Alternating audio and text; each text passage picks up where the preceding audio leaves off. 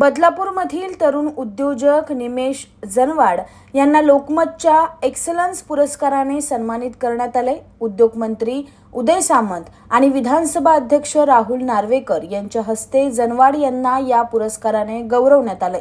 बदलापूर शहरातील सर्वात तरुण उद्योजक म्हणून निमेश जनवाड त्यांची ओळख असून त्यांनी अगदी कमी वयात 7 समुद्रापार झेप घेतली आहे। आता लोकमत सारख्या अग्रगण्य वृत्तसमूहाने दखल घेत केलेल्या या सन्मानामुळे आणखी ऊर्जा मिळाल्याची प्रतिक्रिया निमेश जनवाड यांनी दिली आहे।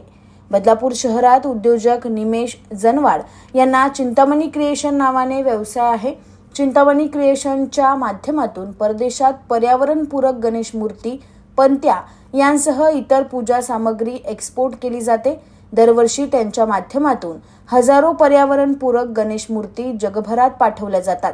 लोकमत समूहाच्या माध्यमातून राज्यभरातील उद्योजक, डॉक्टर आणि इतर क्षेत्रातील मान्यवरांना लोकमत एक्सलन्स पुरस्काराने सन्मानित करण्यात आलं।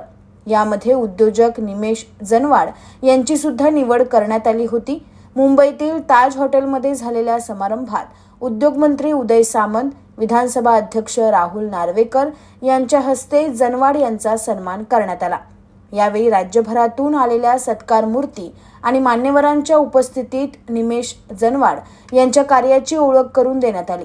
जनवाड यांना या पुरस्काराने सन्मानित करण्यात आल्याने बदलापूरच्या उद्योग क्षेत्रात मानाचा तुरा खोवला आहे।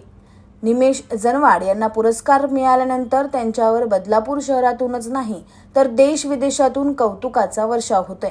परदेशातील भारतीय उद्योजक निमेश जनवाड यांना उद्योजक म्हणून घडवणारे त्याचे गुरु मसाला किंग धनंजय दातार यांच्यासह अनेकांनी त्यांचं कौतुक केलं आहे। Bureau report, AB fast news, Badlapur.